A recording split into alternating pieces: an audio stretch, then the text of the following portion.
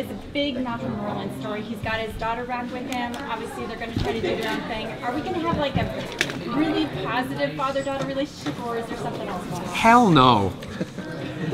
Positive in what? It depends what you deem as being positive. I mean, in Malcolm's eyes, dysfunction is positive. Malcolm, I think, is misunderstood, which I am completely into in this. Let me just go back and the relationship between Malcolm and Thea is going to be the most amazing and awesome and shockingly dysfunctional relationship that's probably going to be on television. That's all I'll say. Well, she seemed to think that, or at least Willa did, that this was a relationship that was based on love. Is he actually genuinely going to share some love with her, or has he got another? I think Malcolm has a very difficult time in showing love. But what Malcolm has learned over the course of time, let's just go back when he lost his wife very early on, and then he was surviving to provide for his son. But deep down, knowing that he knew that Thea was his daughter, he then lost his son. Why? Because Malcolm can control people with money, power, and also with his destructive techniques. What he hasn't been able to do, because he lost Tommy that way, was Tommy got emotionally involved with the girl. Love destroyed him. He also lost Moira that way. She sacrificed herself for love, right? He has only left, he's got Thea left. He's got to control her by controlling her emotion. So that's the way he's going to look at it now. And that's going to be, so he will love her, but in a very different way. Will that be through perhaps training her in his art? I am not saying anything, but in order to control someone emotionally, you have to break them down. Has Malcolm abandoned his nefarious kind of evil doings, or has he got things still going on? Malcolm's not evil. I say as I twist my ring like an evil doer. Yes, a psychopath. I think Malcolm's misunderstood. I mean, I'm talking as Malcolm Merlyn here, right? You think that if you think I'm bad, let's go back and look at everything that Oliver has done. Right. Okay? So we're both just doing the same thing, but going about it in very different ways. And one is deemed a hero, and the other one is not. In my book, that's wrong. Okay? Because I, as Malcolm, see myself as being the hero. But, God damn it, no one is recognizing that. What's your take on these amazing female characters that are on the show? I mean, obviously, we've worked in the past with great female characters as well, in Doctor Who and Torchwood. But you know, we have these characters that do kick ass, but then we also have ones that are emotionally strong. Well, that's what I think is great about this show. And I come from a show also where we never judge people on their. Let me just. When I say sexuality, I don't mean gay or straight. I mean they're being a male or a female, right? Their gender. We don't do gender judging, and this is the same thing, because there's some kick-ass females, you know what? And there's some emotional females. There's some kick-ass males, and there's some emotional males. Everybody's got a bit of it, and you know, Tommy wasn't kick-ass, but he was emotional. So we're kind of covering the whole spectrum, and everybody is equal. And how great that finally we have a show on television that young girls can look at and go, yeah, I can be kick-ass. I can be a hero, because look, that girl, that woman is a hero also. So I don't have to be afraid of, dare I say, wanting to be jock-esque. Does that make sense? Do you know what I mean? Yeah. It's a great thing to have. So working with all these girls and ladies and women is amazing. It's interesting for me also, because I'm at a point in my life now where I'm not going to be the kind of, I have been the hero and the younger character. I'm now the dad, which is really great, because I get to kind of relax a little bit. I get to go home at night and have that 2 glasses of wine. I was going to say 1, but that would be a lie.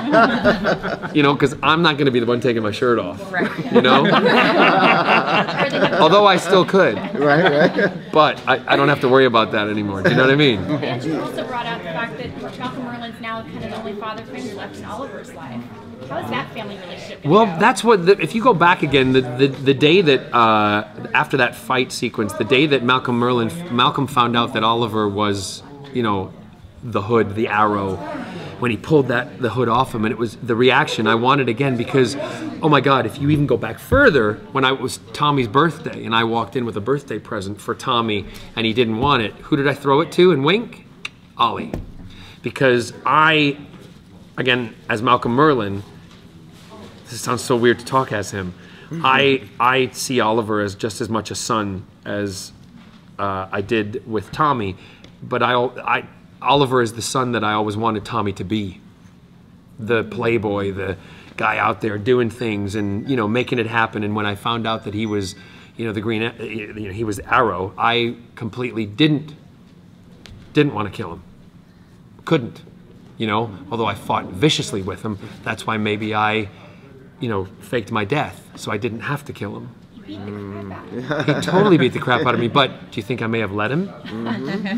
And you talked about controlling love with the like that, and everyone in the show seems to be finding a relationship of some sort.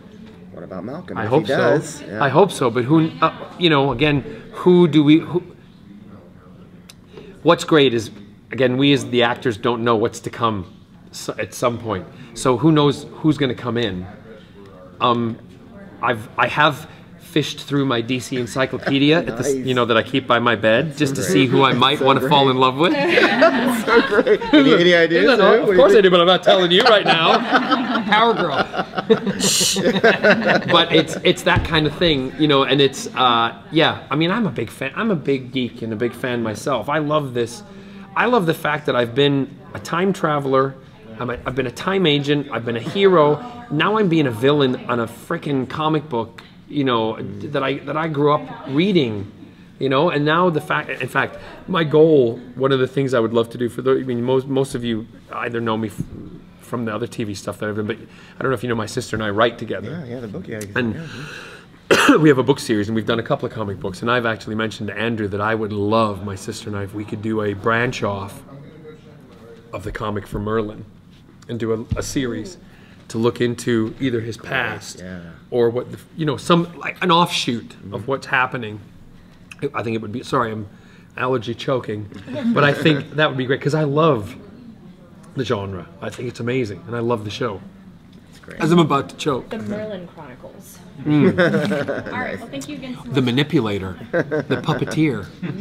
What do you think about the explosion right now of all of these DC shows now making it to the screen? Well, it's funny because if you go back into the 70s and 80s when I was younger, I used to play with all of the DC Mego figures. Yeah. And I still have all of them. And in fact, over the years, I've bought all the rest. I have a trunk full of them. So for me, DC was always prominent. And then there was the, you know, I've had the fortunate thing of meeting Stan Lee and knowing him. And I like Marvel also. Do you know what I mean? You can't, I know a lot of people are going to disagree with me, but you can like both. Okay? I'm out. You're out. That's all right. Well, in my world, it's both anyway. Both. You got it. But for DC, I think, you know, there has been that Marvel resurgence. Now it's DC's turn. Yeah. And what a great it's on, you know, Warner Brothers and CW are taking, you know, a lead in that, and they're going to be, you know, Flash. I mean, if any of you are able, or you see my panel today, I've got my Flash tee. I've got something planned with my Flash T-shirt. Anyway, yeah. But I love the fact that these characters are coming back, and you know the fact that they're revamping it, redoing it, and it's just awesome. It's just, let's bring the movies next. Yeah. Yeah. Let's bring the movies. You think? Just spoiled that you might be actually appearing on The Flash. Well, we have been told that, and Andrew said it yesterday, that there will be crossovers because is it there's Starling City, is it Central City? Central City. Central City. That there will be some crossing over. I hope. I would love Malcolm Merlyn to cross over into The Flash. That would be wicked. Bring a little darkness to that world. Well, yeah, because but what's great is to have the cities are far apart, are not that far apart, but to have two different worlds that are created in that DC same planet, if that makes sense, or same, yeah. So yeah, it would be interesting. I don't know if it'll happen, but it would be great, because that was like, Andrew said it yesterday, growing up when we were watching things like The $6 Million Man and The Bionic Woman, and then you had Oscar Goldman, who would be the one that would go back and forth. It made those shows, it made it more real, made those worlds more real to us, because we believed that they actually existed. And, you know, Starling City does exist. Hate to tell you. I live in it.